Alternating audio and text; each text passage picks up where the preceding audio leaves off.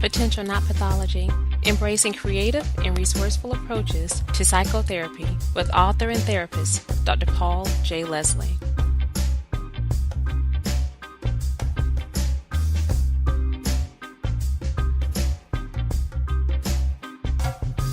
Welcome to Potential Not Pathology, where we offer information and inspiration for mental health therapists who are interested in learning and applying unique therapeutic techniques and concepts into their work.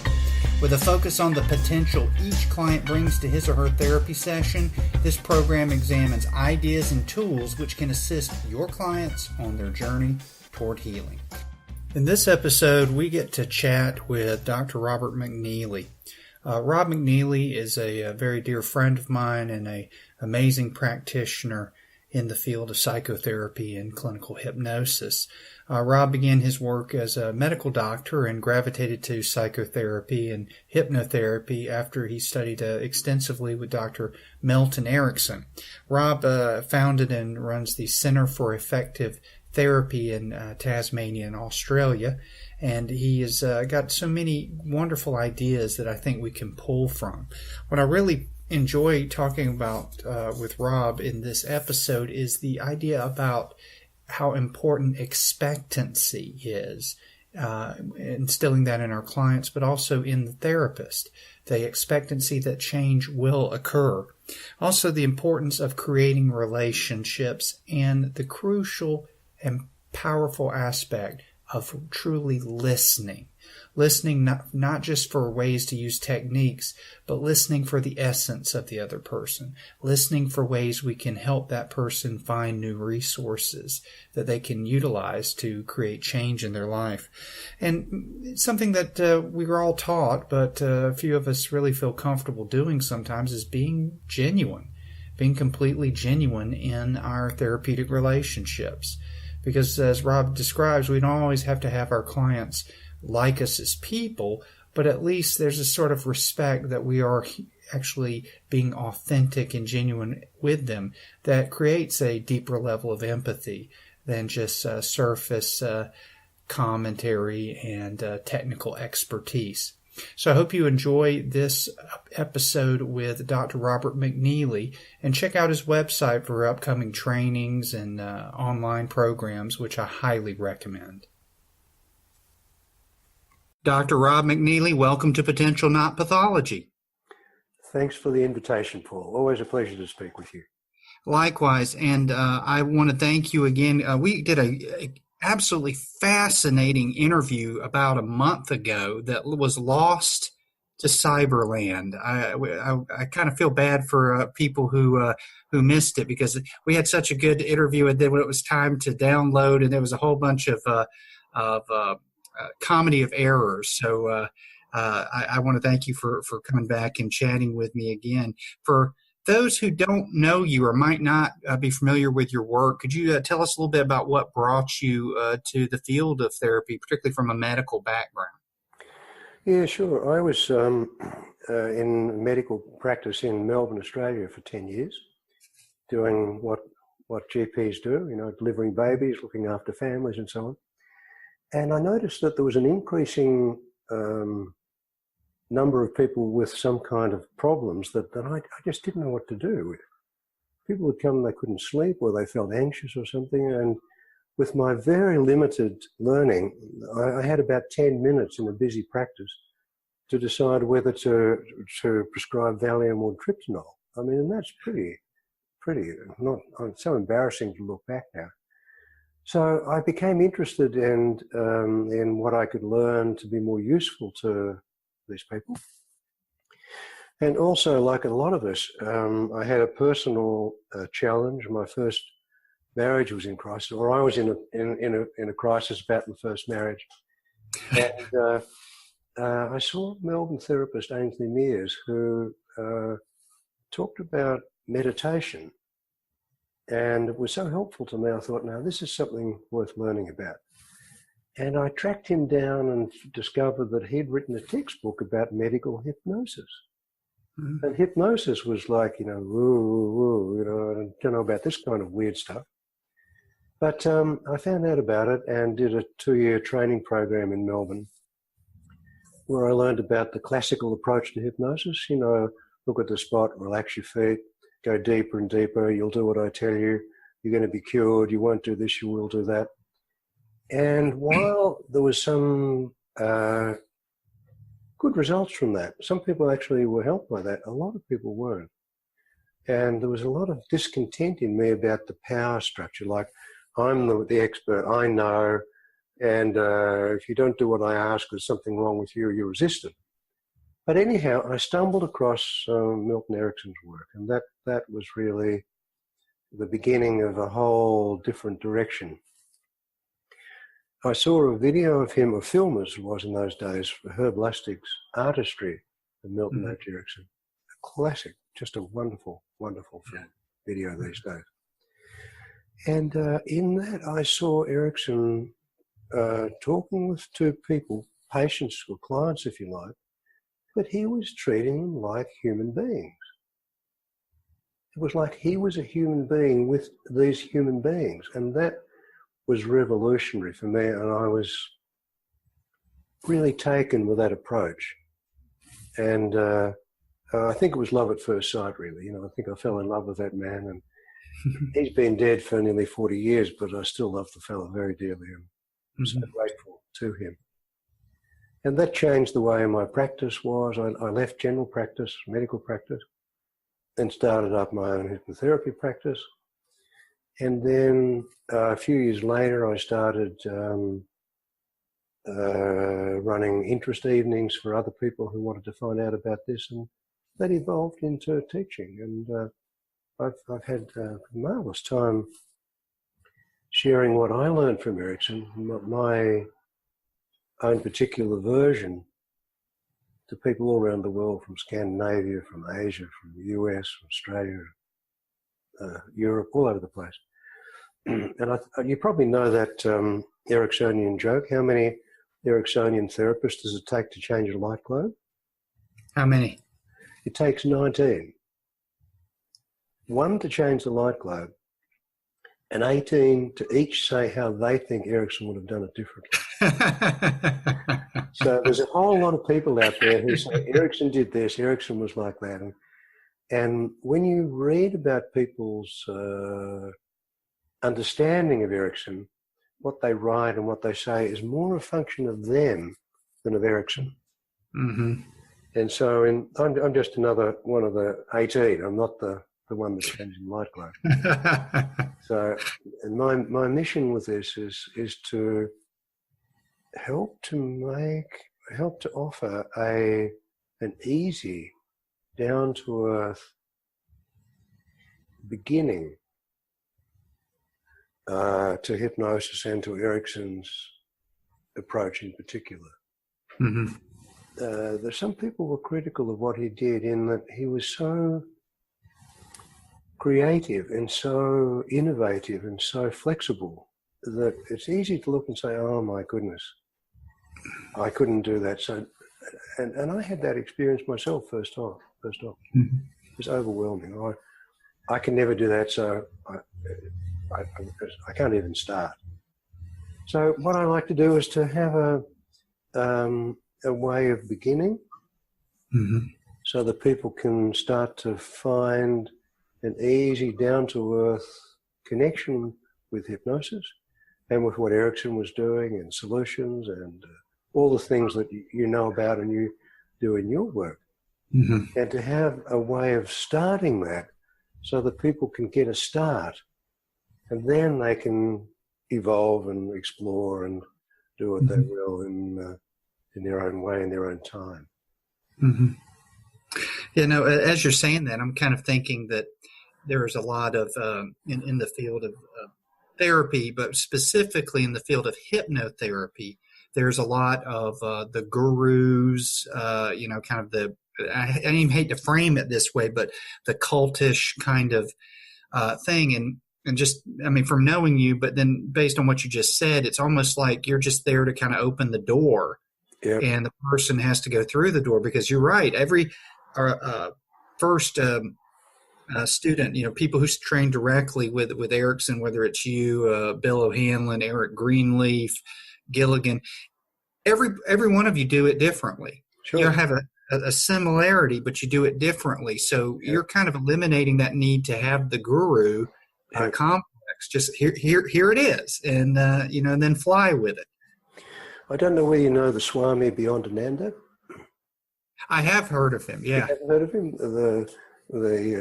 He said, Guru, G you are you, G you are you. So I think that in a way speaks to the commonality between the very diverse people that work with Erickson. Uh-huh. That commonality is respect for individuals, right? An appreciation that every person has more abilities than they realize, and to have a focus of our work not so much as defining and categorizing people, but totally opposite of that, looking at who this person is, who is this individual, where are their hidden strengths, where are their capacities that they've got out of touch with that we can help them connect with. And so, as you say, people who learnt with Erickson have got their own ways. Sid Rosen, for example, with that beautiful book, My Voice Will Go With You, beautiful book, was interested in the therapeutic stories, the teaching tales. Right. Sid's interested in stories. Ernie Rossi has a background in Jungian analysis. So he's very interested in the intrapsychic, so that's Ernie. And each person provides an individual perspective. But there was only one Ericksonian, and he's been dead for nearly, like I say, nearly 40 years now. So we can't channel him. But who was it said, when I point to the moon, don't look at my finger? Yeah. And I think Erickson pointed to some things, and a lot of people have looked at his finger. Yeah, I agree. Missed the point. I agree with that. I also find it interesting when you brought up the idea of how each person and treating each person as an individual when it comes to the client, but also what we bring as an individual to our interactions. Our mutual friend Scott Miller's research over and over and over has shown it still goes back to the relationship. Yep. And so when you think about interaction with clients and that important element of relationship, how do you what's your mindset when you approach a new client? Well, this is a very active conversation for me, Paul, because I'm in the middle of writing a book. I'm calling it Just Do Good Work, because that's what Erickson said to me, just do good work. Right. And the question there is, how do you do good work? What is that? And inspired by Scott, I'm a fan of Scott's work. I really appreciate what he's doing, and I like him as a person. I think he's on a mission. It's like the Blues Brothers. He's on a mission. And, mission from God. Mission from God. Well, he has a background in that, but we won't go into that. But, for me, I have a similar parallel emphasis that for me, the two crucial things are the therapeutic relationship and the mood of expectancy. And I think as therapists, whatever the field, however we're working, whether we're psychodynamic, doing EMDR, hypnosis, gestalt, whatever, those two factors are crucial and often overlooked. Often we go to workshops to find out techniques.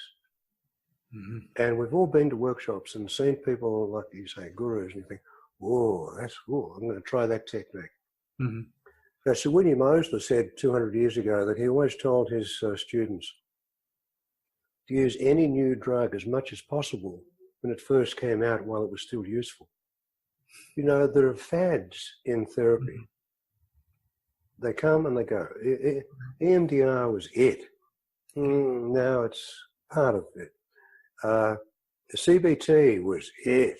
And thank goodness that wave is passing too. Not that it's bad, but it's just so I think that for me, one of the biggest contributions we can make is our mood of expectancy. So Erickson said that you can be walking along the street, minding your own business, and suddenly, out of nowhere, you've got a problem. So why can't you be walking down the street, minding your own business, and for no good reason, that problem disappears? And in fact, that is our experience. We can have a problem, and sometimes, oh, hang on, it just goes.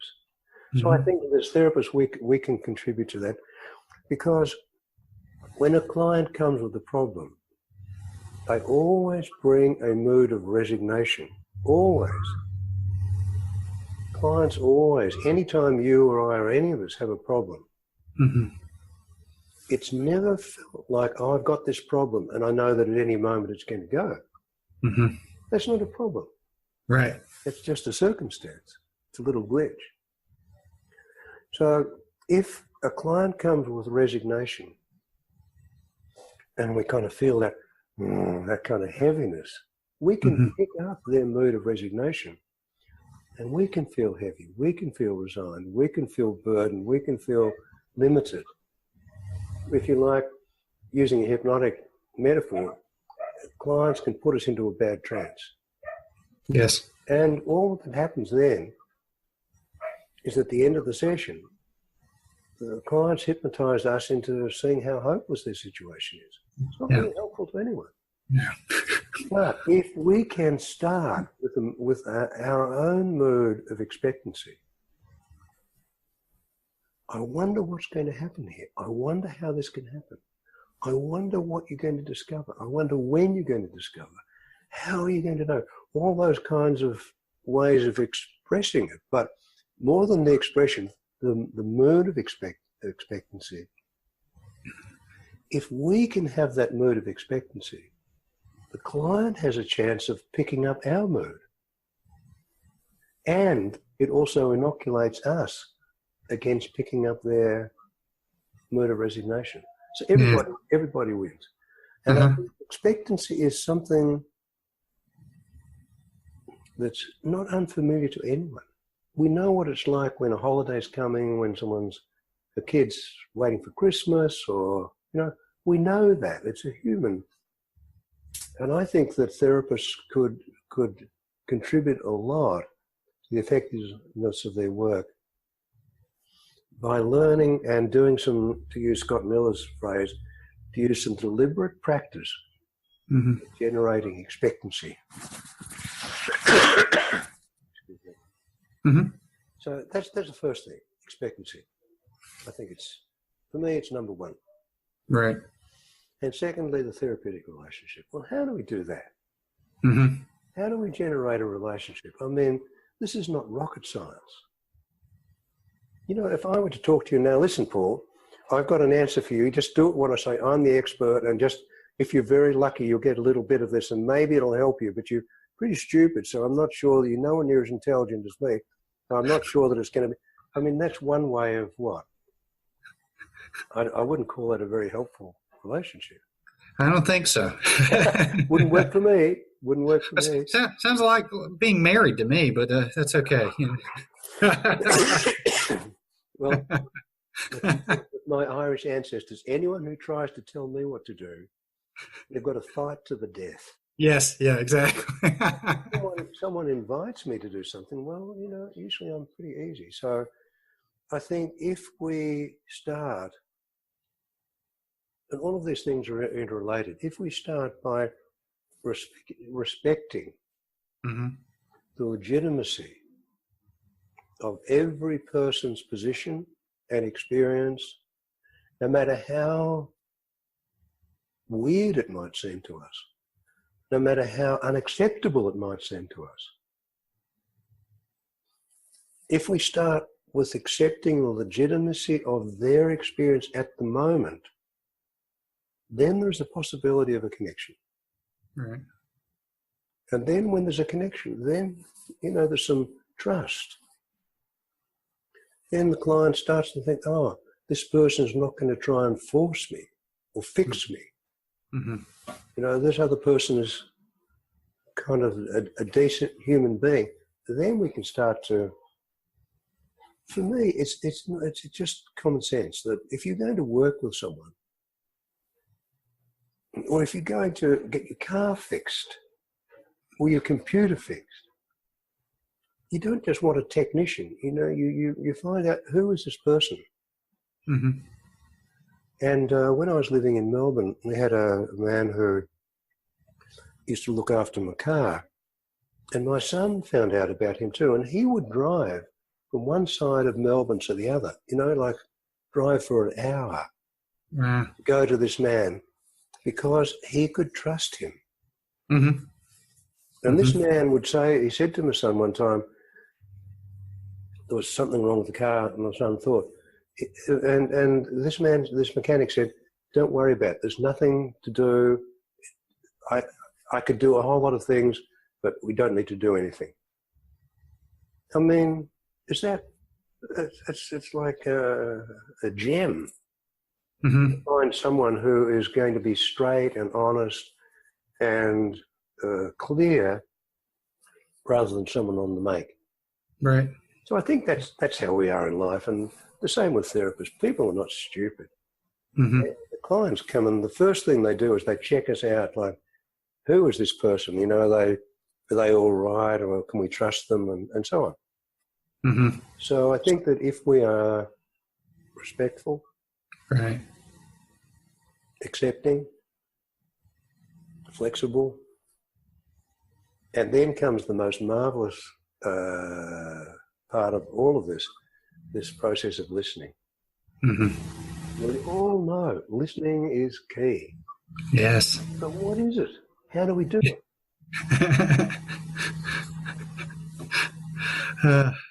And so much of, you think back to the great Carl Rogers, so much of his was just that presence of listening and yes. giving that space. Yes. And we all want that space, don't we? We do. The experience of being in the presence of someone who is listening is sometimes, it's always healing. Sometimes it's curative. Sometimes that's all someone wants. Mm-hmm. Sometimes it's not. But I think it's a necessary component for anything that's effective. And, by the way, if you look at Erickson's work, mm-hmm. you'll see that he was an excellent listener. He used to use the word observing. Mm-hmm. But he observed not only with his eyes, but his ears and his experience in his gut and so on. But the way Erickson listened, he didn't listen for people to like him. Mm-hmm. Some people hated him. Yeah. There was a man who came to Jay Haley for therapy. He was having a problem with his daughter. Mm-hmm. And Haley was working with him and found out that this man had a problem with his elder daughter and had seen Erickson. And so Haley said to him, how come Erickson helped you with your first daughter? How come he didn't go back there? Mm-hmm. And the man said, I'm not going back to that man, not after what he did to me. He said, he wouldn't let me leave the house for a whole week. I'm not going back to see him. He was really incensed about that. And Haley discovered then when Erickson was touring, doing lectures, he would stay as a guest in this man's house. So there was a lot of respect, but people didn't necessarily like it. Right, right. And I think there's a muddle there. I think a lot of us like to be liked. Mm-hmm. And for me, that's listening to our need and not listening to the client. Right, right. Yeah. And I found that the people who have, whether they're just in general or specifically therapists who have this perception of need that I need to be approved of and liked by my client, rarely have either of those. Yep. It's like the ones who doesn't, you're just being genuine. Even like you say, this guy, I don't like him, but I mean, I'll let him stay in my house because I know he's effective. So you get that. It's like a paradox, you know? Yeah. It's a paradox, and it's also common sense, like a lot of paradoxes, I think. Yeah, yeah. In the first international conference, Paul, back in 1980, there was a wonderful therapist there, William Hadley, who was down from Canada. He was such a delight, so flexible and so warm and so helpful. He was a lovely human being, and I think my guess is that he was also a very good therapist. Anyhow, at the end of the conference, we were sitting at the bus stop waiting for to get back to the airport, and here he is, this flexible man sitting with a grey suit, a pale grey shirt, a slightly darker grey tie, grey socks and black shoes. He was dressed like an undertaker. And I said to him, William, how come with all your flexibility, you dress so conservatively? Uh-huh. And he said, I like to keep a low profile. He said, then if someone is rabbiting on and on and on and on, and we're not getting anywhere, from my low profile, I can just say, oh, shit. And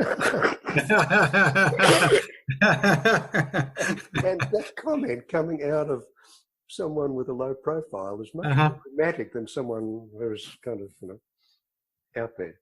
Yeah. So, well, you've kind of built your practice around not just hypnosis, but you've been really one of the early proponents in your country of a solution-oriented approaches. Oh yeah. What do you think after all these years is the most important thing about helping? Because you're not giving them the solution, you're kind of helping them find their own solutions. What do you think the most important thing is about setting the frame of therapy to be solution-oriented? Well, let me make a parallel comment before I get to that. One of the real kind of situations that gets me murderous, I'm a fairly peaceful person, but there are some things that I get, like I want to kill people. Mm-hmm. And the areas that really get me going is when someone in a position of authority says to someone, you are incurable, you are not going to get over this. Like with your work with hoodoo. Mm-hmm. Some people who have the authority and are experts put the root on someone. They curse someone. Right. And they don't listen for what's possible with someone. They listen for a diagnosis, and then they are condemned for the rest of their life. Mm-hmm. So I mention that because that's one of my motivations. That's the mood that I come from, partly because I see the benefit of looking for solutions, but also because I see the downside of people who look for pathology. Right. I mean, the name of your podcast. Mm-hmm. Yeah, potential, not pathology, right. Yeah. So we're brothers about this, but there's so much pathologizing happens. Mm-hmm. It's natural. Mm-hmm. It's understandable. But for me, it's totally unacceptable. And so that motivates me to speak about this and to invite other people to look at this. Mm-hmm. And for me, when we look at what is the most useful, the central parts of the solution orientation, I think they're no different from what we were speaking about before. Mm-hmm. The whole basis of the solution orientation is that solutions are possible. Mm-hmm. And, when Erickson started that 50 years ago, it was revolutionary. People thought he was an idiot. Yeah. What's wrong with him? He's got no theory. He didn't have a theory. He held the space of possibility. and he held it like the dogged Scandinavian he was. You know, Erickson is a Norwegian name. Mm-hmm. And I don't know whether you know Scott's got a Swedish background. You know, don't mess with him. Don't muck around with the people from that area of the world. You just, you know, the Vikings. You know, whoa. Yeah, right. So I think that holding that possibility. Erickson said at one point that he had a phone call from someone, a woman, one of my favourite stories about him, who'd been obsessively washing her hands for 12 years. And he told me he was very interested to find out what she used to do with her hands 13 years ago. Mm-hmm. Yeah. He was interested to help her to connect with a lifetime of washing her hands normally instead of putting the focus on the obsession. So I think that notion of possibility, of expectancy, and for us to hold that is one of the most appealing and most useful contributions that the solution approach has, offers. And also the relationship. Right. You know, I'm not the expert. I'm asking questions. Steve DeShazer was a fan of Erickson's and used to call him Erickson the Clever. And after a while, he realised he was never going to reach that. He was never going to be another Erickson. So he decided he was going to be Steve the Stupid. And from the position of Steve the Stupid, he could ask questions. Right. Now, Scott's work, you know, he was part of that. Right, yeah. Part of the Milwaukee Center. And it's not that the solution orientation is better than other approaches. But for me, there's something about the solution orientation that gives us a clue about where to put our attention and what to practice deliberately and how we can be, even if we don't do solution-oriented work, but by making the client the expert, by listening for resources, not pathology, listening for potential, not pathology, listening to the client instead of our theory, listening to what might be useful in the future, rather than listening for what caused the situation in the past. All of those fundamental components of the solution approach, even though the approach itself is not superior, I think it points to some areas that we can all benefit by practicing, by exploring, and contribute to our individual way of working with clients so that we can do better work. Right.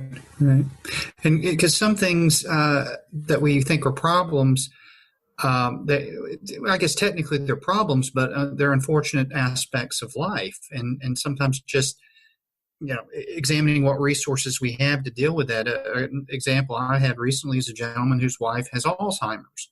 And there's no cure for that. I mean, the fact of the matter is just real blunt, her brain is dying. Yep. So I can't cure that problem. But what he and I sat down is how can we make her time while she's here more enjoyable? And, you know, as she declines, how can we find the joy and the humor?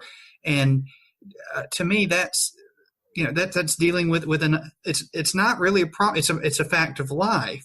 And so it moved from a problem to a fact of life. And here's some resources. He loves music, so he introduced a lot of music to to his wife. Which, as an aside, I've done some interesting research on that, and that actually helps with the cognitions and have music and movement. So I think sometimes we get so hung up with want to help people solve things that we can't solve, that we forget the relationship, that we forget the interaction. We rush in with a technique to to change the world. And I don't know if that's always realistic,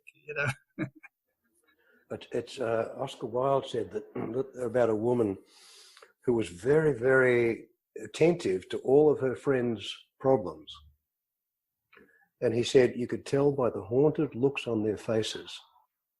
If someone is out there needing to do good, they're terrifying, and I think dangerous. Yeah,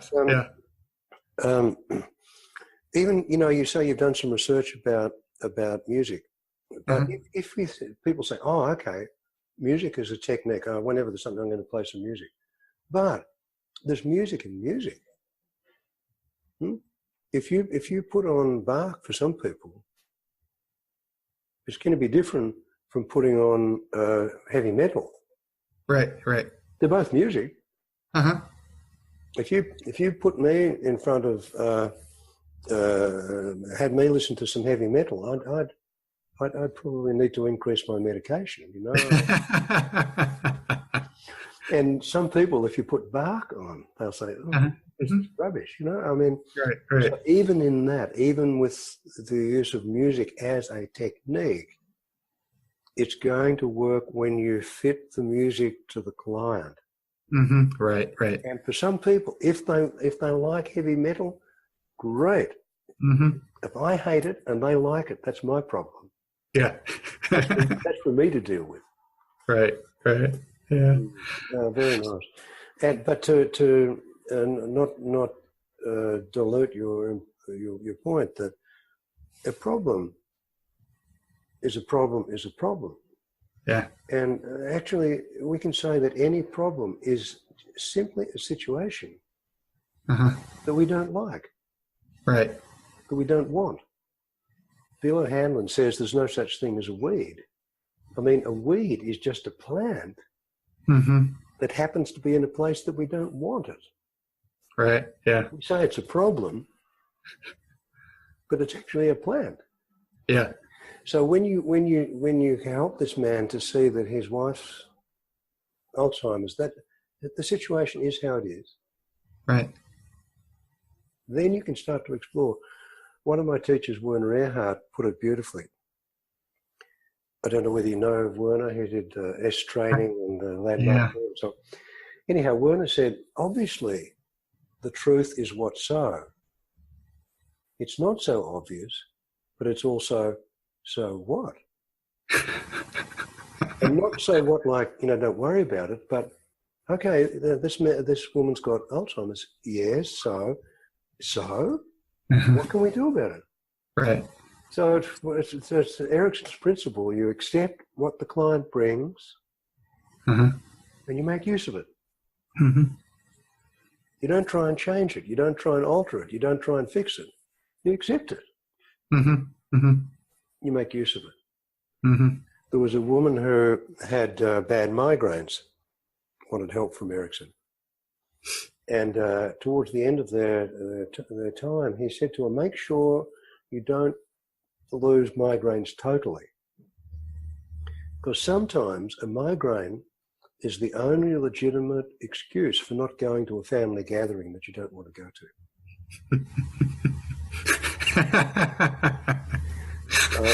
He was quite radical, and the way that he accepted the legitimacy of anyone's situation and then tried to find a way of making use of it was very inspiring. Yeah, absolutely. And every day I still find if I read something, an old case, I still get inspired by his work. A little aside, I have an intern right now at our practice, and she told me that one of her professors was just very anti-Milton Erickson and thought he was a snake oil salesman and all of that, which elicited nothing but hearty laughter for me. So I had to make sure. I said, I think what I told her is like, well, don't tell her you're training with me. We want you to get through this program, But it's funny because it's like things come full circle, because when Erickson came out, I mean, they probably thought he was the patient rather than the therapist. It was so radical. And then some of his ideas become accepted and then expanded upon by MRI and Steve DeShazer, et cetera, and everybody's coming. And then it's like it seems it's disappeared a little bit. I'm hoping it's kind of coming back. It's like the cycle we have where we, and maybe it's as the tide of pathology rolls in and then it rolls back out. Yep. But I'm kind of feeling, I don't know about your thoughts, but I'm kind of feeling like we're about to have another tide rolling in of potential-oriented therapy and client strengths and all of that. Do you agree with that? I do, and I think Scott is at the forefront of that with his quantifying things and the managed care approach with all of its limitations is putting a focus on effectiveness, on what works. Right. And economics are having a big influence here. If governments are spending all the amount of money that they're spending on drugs, on therapy, on all kinds of things to do with mental health, and they're not getting the results, then there's an economic pressure. There's just, again, common sense. If something's not working, well, instead of doing more of it, maybe we could do something different. So I think you're right. I think there is a movement towards exploring what's useful rather than pushing, Sir William Moseley, he must have been a marvelous man. He said that the greater the ignorance, the greater the fundamentalism. Yes. So that if someone says the only way to treat depression is with drugs, fundamentally, that's it. What you're doing is displaying an ignorance, and I'm not saying ignorance as an insult in any way. Right. I mean, ignorance just means to not know. So if someone doesn't know about anything else, and all they've got is drugs, well, drugs will be it. And if the drugs don't work, then you increase the dose. If that doesn't work, you get another drug. Right. Yeah.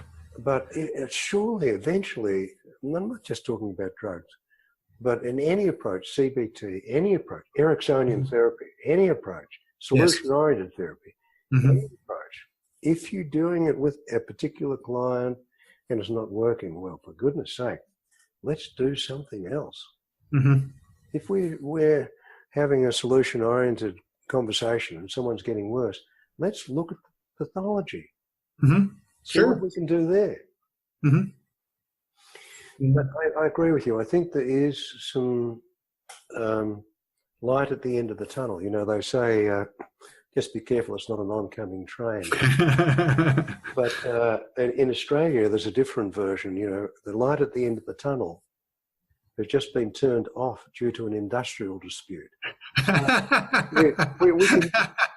We can be hopeful that there's something there, and I think there is some evidence. So all we can do, Paul, is, and you're part of this.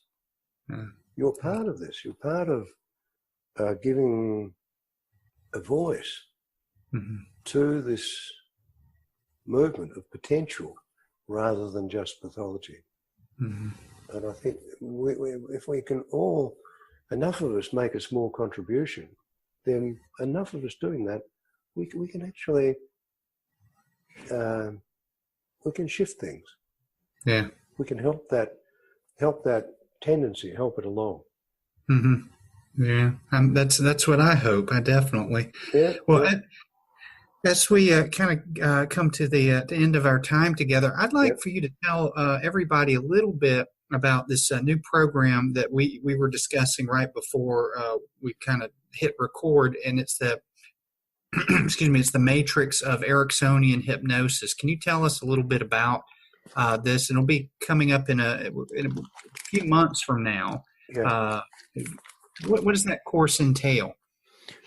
Well, I've noticed that a lot of people go to workshops and they learn techniques, they get an idea, they get theories, but when they come back to their clinical practice, they don't have the confidence to actually apply it. Mm-hmm. And so I believe, and I've seen evidence for this, that useful learning happens through experience. Right. So in this program that I'm creating, it's going to go for 3 or 4 months, there's going to be a weekly online video conversation where I will do a demonstration, and then people can practice online so that we can look at a small component of what's interesting for them to learn. Mm-hmm. I can demonstrate it so they can see it, then they can practice it. Right. And then we can come back and discuss what happened. And by doing that recurrently, that kind of practical, deliberate practice of the components that are going to be useful, that leads to a bodily felt experience of solid confidence so that someone can then use it in their work. Mm. So the program is going to have a very strong emphasis on practical learning, and that learning will be a function of each person in the program. Mm-hmm. It's not a matter of me saying, I've got the answer, and if you'll ape me and copy my words, you'll be as good as me. Right. God forbid. But from the other way, when someone learns from within themselves, that's when the learning sticks. So that's going to be the essence of the program, Paul. I'm very tried it last year, and people in it liked it a lot. Good. So I'm looking forward to that happening. Mm. If people want some details about that, that's on the website, which is just www.cet.net.au. Okay, excellent. And I'd always be happy to hear from someone. My email is rob@cet.net.au.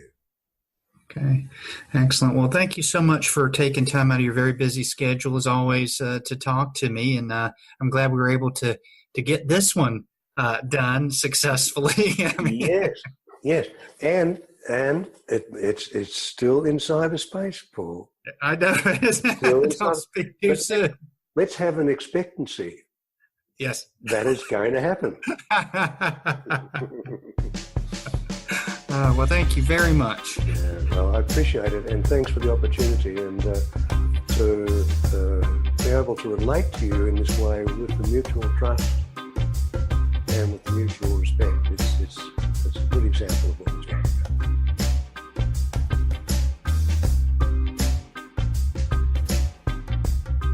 Thank you for listening to Potential Not Pathology with Dr. Paul J. Leslie. If you enjoyed the show, check out our website at potentialnotpathology.com, where you will find programs and articles showcasing unique and creative therapeutic applications.